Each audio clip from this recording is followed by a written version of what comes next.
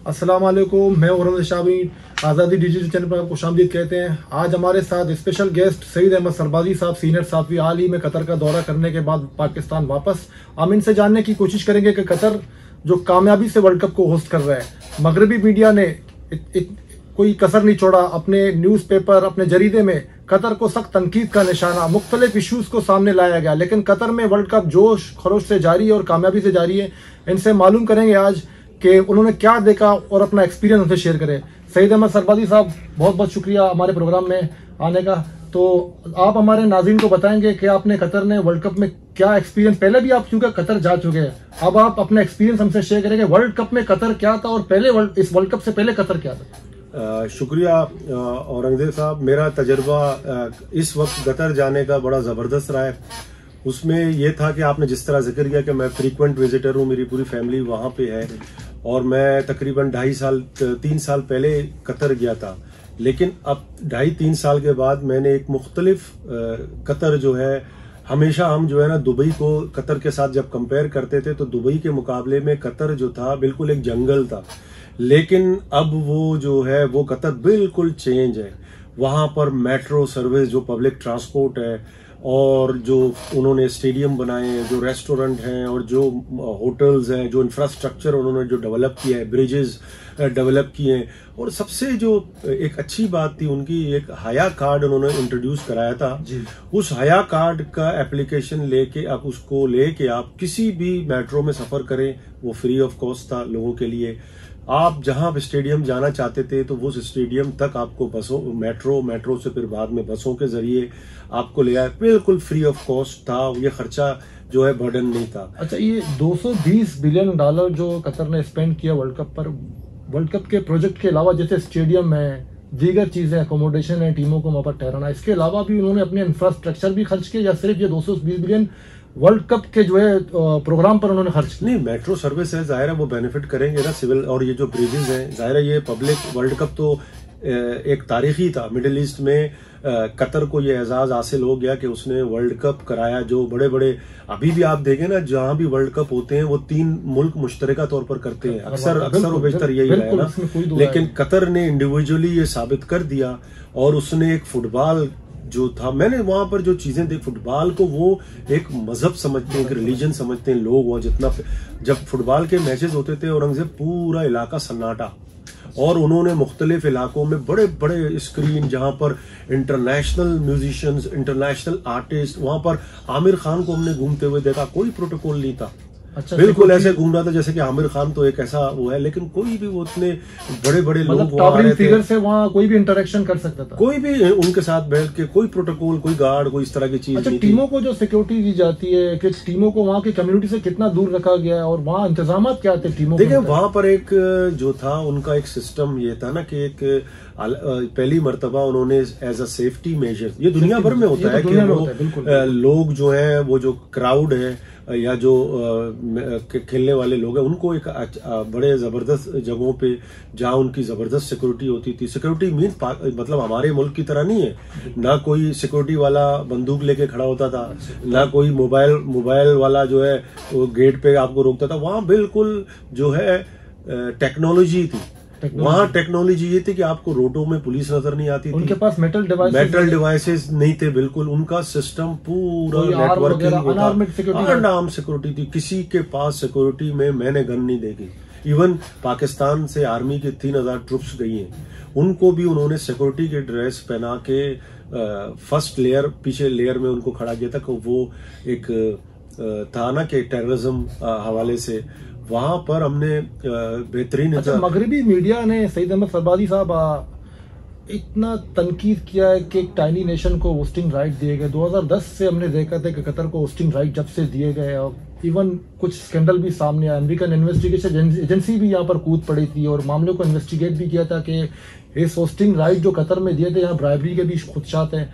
इसके अलावा बहुत से ह्यूमन राइट्स के इश्यूज पर भी कतर को तनकीद का निशाना बनाया गया। तो वहां के मीडिया ने और वहां के जो वर्ल्ड कप ऑर्गेनाइजर ने, उन्होंने किस तरह रेस्पॉन्ड किया और आप कैसे देख रहे हैं कतर इनको किस तरह ओवरऑल कैसे रेस्पॉन्ड कर रहे हैं? देखिए, कतर ने जो रिस्पॉन्स किया, कतर ने बाकायदा रिफ्यूट्स किए इनके क्लेम्स, और उन्होंने बहुत सी चीजों पे देखा, एक इस्लामी मुल्क तो है ना, रिलीजन हमारा जो है बहुत सी चीजों को मना भी करता है। बिल्कुल। तो वो एक उनका अपना एक इंटरनल इश्यूज भी है।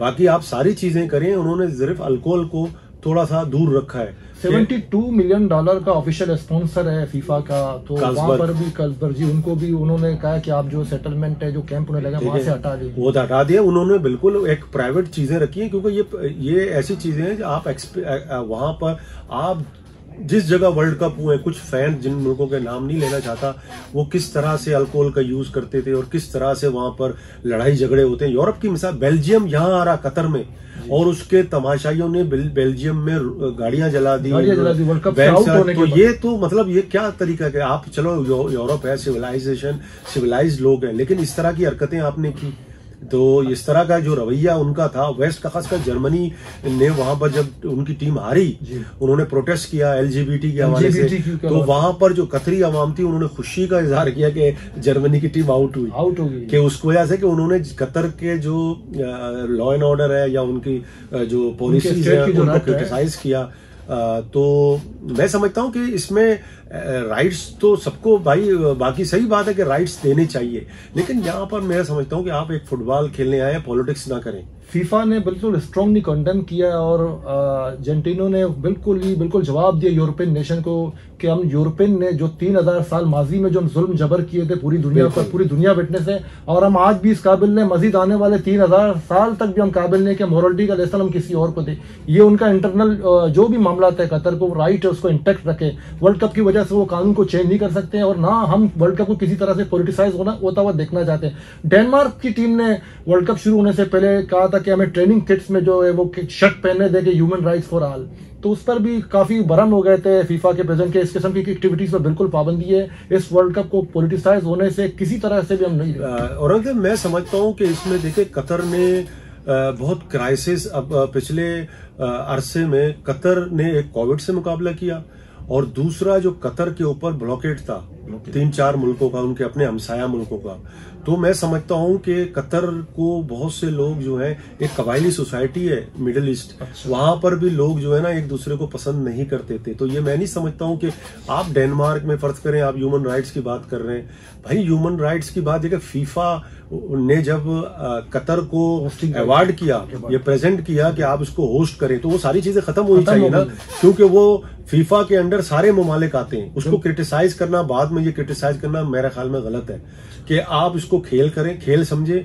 और वहां पर मैंने देखा कि तमाम लोग बड़ा बिला रंग व नस्ल, वो फुटबॉल के दीवाने, फुटबॉल को मजहब की तरह उसको दर्जा रखते हैं, अपनी टीम को और सब अपनी टीम को सपोर्ट करते हैं। 32 टीमों ने पार्टिसिपेट किया इस वर्ल्ड कप में और कर रहे हैं। राउंड ऑफ 16 का जो मरला वो जारी है। इसके अलावा हमारी साउथ एशिया जो जैसे कि पाकिस्तान, इंडिया, बांग्लादेश, श्रीलंका, वहां पर सबसे ज्यादा साउथ एशियन कौन से नेशन आप इंडियन केरला स्टेट के हमने वहां पर पढ़ा है कि केरला स्टेट के एक मरतबा अलकास चैनल है उनका स्पोर्ट्स ऑफिशियल चैनल, उन्होंने कोर्निश उनका इलाका है, सीव्यू जैसे कि हमारा है, वहां पर उन्होंने बहुत बड़े स्क्रीन और लाइव एक स्टेज बनाया हुआ था, अंदर एक तरफ दूसरा मैच, एक तरफ स्टेज, काफी बड़े स्टेज थे।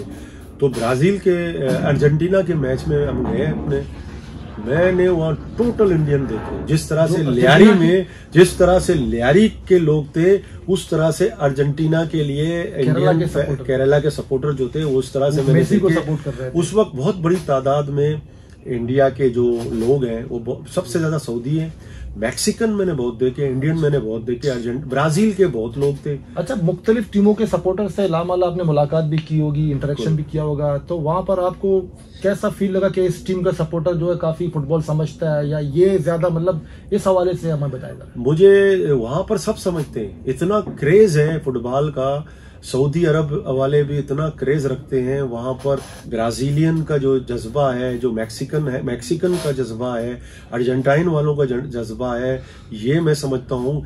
इंग्लैंड के इतने लोग हमने वहां पर, शायद उनको कोई पर्टिकुलर जगह पे रखा गया हो या उतने फैन हमने उनके वहां नहीं देखे, लेकिन ये जो कंट्रीज थे, सऊदी अरब, मैक्सिकन, इंग्लिश टीम के सपोर्टर या यूएसए के टीम के सपोर्टर को आप कहते हैं स्पेशल ट्रीटमेंट दिया? मुझे लग रहा है स्पेशल ट्रीटमेंट नहीं दिया गया, कि वो हमें उन इलाकों में जो अवामी इलाके थे, जैसे कि सूख वाकिफ था, जैसे कि कोरनेश था, वहां पर हमने उनके लोग बहुत कम देखे। वहां पर हमने मैक्सिकन देखे, ब्राजीलियन देखे, अर्जेंटीना, मोराकश के लोग बहुत थे, ट्यूनीशिया के लोग बहुत थे। इस तरह के लोग बहुत बड़ी तादाद में वहां पर मौजूद थे। अच्छा, फुटबॉल के जितने भी फैंस थे, मुख्तलिफ टीमों के 32 जो टीमें खेल रही थी, उनके सपोर्टर को वहां के कम्युनिटी के साथ इंटरेक्शन का मौका मिला है? कम्युनिटी के वहां पर जाने बिल्कुल वहां वहां पर उनको कोई दिक्कत पेश नहीं आई। वो झूम रहे थे, वो गा रहे थे, वो अपनी फिल्में बना रहे थे, वो अपनी कौमी ड्रेस में थे। और एक जगह था कि वहां पर आप जैसे कि स्टेडियम के करीब आप जाएं तो उन्होंने बहुत खूबसूरत झंडे और हर कलर और HD जो इलेक्ट्रॉनिक सिस्टम था, और हर बंदा आपको यहाँ पे सऊदी अरब के लोग फैन जो हैं डांस कर रहे हैं, यहाँ पर जो है ट्यूनीशियन है, यहाँ पर मोराकश है, यहाँ अर्जेंटीना के लोग हैं, यहाँ ब्राजील के ममालिक की टीमों के फैन ज्यादातर डांस करते हैं। बहुत गाना के लोग थे, कैमरून के लोग थे, बहुत जबरदस्त तरीके से उनका तो एक, जैसे कि आप बता सकते हैं कि वो उनके अंदर हमें जो जैसे कि लियारी का जो लोग हैं रिदम में और डांस करना और ढोल के साथ रक्स करना बहुत जबरदस्त। और वहां पर हमने सकाफती जो कल्चरल थे, मतलब कतर के जैसे स्टेडियम के बाहर कतरी खवातीन जो हैं अपने ट्रेडिशनल उसमें लिबास में, जिसमें हम चाप लगाए हुए, उनको हमने देखा, वो वेलकम कर रहे थे लोगों को, वहां आते हुए लोग उनकी तस्वीरें और इस तरह से बना रहे थे। लेकिन वहां पर मैंने देखा कि कोई ऑफिशियल अपने मुल्क का ड्रेस नहीं था, सब ने जो है अपने मुल्क के टी शर्ट पहने हुए थे, टी शर्ट में थे सब। बड़े से बड़ा अरबपति बंदा भी होगा, उसने जो कहते हैं ना कि ऑफिशियल नहीं, तब को हमने देखा कि वहां पर मैं अपने यहाँ से अच्छे खासे शर्ट जो है लेके गया था। लेकिन वहां पर आपने कौन सी टीम को वहां पर? मैंने वहां पर जो है ब्राजील अर्जेंटीना, और इनकी तो टिकट ही नहीं मिल रहा। अच्छा, ये प्रोग्राम के दौरान हम ये भूल गए आपसे पूछना कि आपने कौन सा मैच वहां पर देखा? वहां मैंने 2 मैच देखे, एक तो कैमरून और स्विट्जरलैंड का, दूसरा ईरान और अमेरिका का। तो वहां पर आपका एक्सपीरियंस कैसा रहा? पहले हम टीवी पर मैच देखते थे, वर्ल्ड कप मेगा इवेंट है, अमूमन हम मैचेस देखते थे, सुपर स्टार कर रहे हैं, तो आपने स्टेडियम में जाकर इस मैच को कैसे एंजॉय किया? स्टेडियम में जाने का एक अलग मजा है, अलग एक्सपीरियंस वहां पर, बिल्कुल अलग एक्सपीरियंस। अपने आप आंखों के सामने अपने फीफा के जो लीजेंड थे, वहां हमने कैमरून के लीजेंड्स जो थे उनको देखा। मतलब बड़े बड़े जो लोग थे जिनको हमारी तमन्ना थी कि हम उनको करीब से देखें, तो हमने उनको वहां पर देखा। बहुत से लोग थे रिटायर्ड प्लेयर्स से, उनको इनवाइट करते हैं अच्छा, टीवी पर हम मैच देखते हैं, काफी चीजें देखने को मिलती है, लेकिन आपको पता है जब ग्राउंड में आप जाते हैं, फील्ड में करीब से मैच देखते हैं, तो कितना फास्ट खेल रहे होते हैं। ये आपने क्या फर्क देखा? बहुत ज्यादा फास्ट, और जो जज्बा लोगों का होता है कि वो अच्छे खिलाड़ियों को किस तरह से दाद देते हैं, वो एक अलग व्यू है। टीवी पे तो आप देख रहे हैं, उसका एक्शन रिप्ले भी होता है, पर काफी चीजों को एनालाइज करने में आसानी होता है, और आसानी होता है। मतलब प्रेजेंस जब आपका वहां पर होता है तो वो अलग एक्सपीरियंस होता है। वो हम बिल्कुल एक अच्छी जगह बैठे थे, VIP सीट थी हमारी। अच्छा। तो हम हर चीज को बिल्कुल अपने मतलब एक नया तजर्बा था और हिस्ट्री थी कि हम ये समझते हैं कि पता नहीं अब एशिया में किसी के नसीब में हो वर्ल्ड कप देखना। एशिया में वर्ल्ड कप होस्ट 2002 में जापान और कोरिया ने किया, इसके बाद ऑयल रिच अरब नेशन में कतर जो वर्ल्ड कप होस्ट कर रहे हैं। मैं फ्यूचर की बात कर रहा हूं। पॉलिटिक्स राइवलरी को आप कैसा देख रहे हैं? कतर एक तरफ और UAE जो उसी तरह से जो ये क्रिटिसिज्म हो रहा है, मैं उसी तरफ आता हूं कि वहां पर कुछ लोग नहीं चाहते थे कि कतर को, उन्होंने बाकायदा इसके लिए प्रोपेगेंडा किया, पैसे खर्च किए, और इसको नाकाम बनाने के लिए उन्होंने बहुत कोशिश की। कभी ह्यूमन राइट्स का मामला, कभी LGBT का मामला, हालांकि ये होनी नहीं चाहिए। जब आप फीफा ने किसी मुल्क को होस्टिंग राइट दे दिए तो आप गवर्निंग बॉडी है, और आपको बहुत सी चीजों पे, इंटरनल पॉलिसीज पे उस मुल्क को क्रिटिसाइज नहीं करना चाहिए। जहां पर एक इस्लामिक रिपब्लिक है जो एक इस्लामिक आइडियोलॉजी पे चलता है, वहां पर उनके जो मजहब है, जाहिर है बहुत सी चीजें। अच्छा, मगरबी मीडिया ने, सही सरबादी साहब, हमने देखा, हमने पढ़ा, आप भी माशाल्लाह खुद साथी हैं, पढ़ते रहते हैं, कि वहां पर नेपाली वर्कर जो 3000 के करीब वर्ल्ड कप शुरू होने से पहले 10 साल से जो प्रोजेक्ट चल रहा है, वहां पर 3000 के करीब नेपाली वर्कर वहां पर गए थे। वहां से उन्होंने लिखा है, मगरबी मीडिया खासकर न्यूयॉर्क टाइम्स की रिपोर्ट है कि 300 के करीब वहां पर हलाक हो चुके हैं। कंस्ट्रक्शन फील्ड में इन चीजों में कितनी सदाकत? देखिए, कंस्ट्रक्शन में बिल्कुल हुई है, लेकिन उनको मेरा ख्याल में कंपनसेशन की तादाद, हलाकत तो देखिए औरंगजेब साहब, वहां का जो टेम्परेचर है ना, वो 3 महीने आप निकाल के, कतर का जो टेम्परेचर है 55 है, वहाँ 55 टेम्परेचर होता है, वहां पर आप जो है काम करना, वहां पर जाहिर है कि ऐसे ममालिक में जिनकी हेल्थ अच्छी नहीं है और वो सरवाइव करना, वहां पर काम करना बहुत मुश्किल होता है। वैसे भी नॉर्मली आप कोई कंस्ट्रक्शन करे वहां पे तो नॉर्मली भी, लेकिन ये एग्जीक्यूटेड फिगर्स हैं, ये इसकी कंफर्मेशन नहीं है। वेजेस के हवाले से भी तनकीद का निशाना एक पड़ा कि ये वेजेस इतना नहीं दे रहे हैं मजदूरों को, वहां बुलवा कर इतने। देखिए ये बात तो कुछ हकीकत है कि कोविड के बाद बहुत से लोगों की उन्होंने कट की है सैलरीज कट की, कोविड की वजह से कट की है, लेकिन वो अभी तक उन्होंने बहाल नहीं की है। अच्छा, वहां पर वो जो खलीज में हमारे जैसे मेजोरिटी पाकिस्तानी जाते हैं, वहां पर पासपोर्ट रखते हैं, इस कंस्ट्रक्शन फील्ड में जो प्रोजेक्ट था वर्ल्ड कप, इस किस्म के वाकयात मेरे ख्याल में ये सारी चीजें अब तकरीबन खत्म हो गई हैं। जो कफील था ना, अब कफील जैसे कि मैं आपके पास नौकरी कर रहा हूँ, किफालत सिस्टम था कि अगर मैं नौकरी छोड़ के किसी के पास जाऊँ तो कंडीशन थी कि आप मुझे अच्छी सैलरी मिल रही है तो वो आपको एनओसी नहीं देता, लेकिन अब ऐसा नहीं है। अब आपको आपकी मर्जी है, कहीं भी मूव कर फ्री विल है, अब आप कर सकते हैं हर जगह इसी तरह। और आप पहले कतर में प्रॉपर्टी खरीद नहीं सकते थे, अब कतर के अंदर भी आप प्रॉपर्टी खरीद करके रेजिडेंट वहां पर वीजा ले सकते हैं, तो उस तरह की सहूलत थी। तो कतर ने, मैं समझता हूं कि वहां पर जो डेवलप हुआ है कतर एज ए इंफ्रास्ट्रक्चर, वो दुबई के सामने बिल्कुल एक जंगल सा था। लेकिन अब आप जाके वहां 7 स्टार होटल्स और ब्रिजेस, मेट्रो, बसेस, इस तरह का जो नेटवर्क उन्होंने काम किया है, और वहां पर इलेक्ट्रिक का जो सिस्टम उन्होंने सोलर भी इंट्रोड्यूस कराया है हालांकि, और वहां पर कोई 15 दिन रहे, 15 दिन वहां पर हमने कभी नहीं देखा कि लाइट जो है डिम हुई है। अच्छा, यहाँ पर मुझे आके ऐसा महसूस हो रहा है कि मैं अंधेरे में आ गया। अच्छा, ये वर्ल्ड कप कंप्लीट होने के बाद जो इतना खर्चा कतर ने किया है, तो ये क्या एक टूरिस्ट को दुनिया भर से, जैसे यूएई में लोग जाते हैं, फेवरेट डेस्टिनेशन है, खासकर यूरोपियन ममालिक के, अमेरिकन भी वहां जाते हैं, तो कतर भी अट्रैक्ट करने में कामयाब होगी वर्ल्ड कप के बाद? मैं समझता हूँ कतर ने एज अ वर्ल्ड कप के बाद जो जिस तरह से अपने आप को, जैसे कि लोग दुबई जाते थे या कोई और डेस्टिनेशन जाते थे, तो कतर भी, क्योंकि अब वो टूरिस्ट का मेरे ख्याल में डेस्टिनेशन होगा। उसके अलावा में यूथ का एशियन गेम्स भी वही होंगे 2024 एशियन गेम्स कतर ही होस्ट करेगी। तो ये मैं समझता हूँ कि मरहलावार, अब जाहिर है कि कतर का जो रूलर है या दुबई का या इस तरह का, उनका विजन लॉन्ग टर्म भी है, तो उन्होंने सिर्फ कतर में वर्ल्ड कप के लिए तो नहीं किया। अब ये सारी सहूलतें वहां के लोग उठाएंगे ना, उनके बेनिफिट करेंगे ना।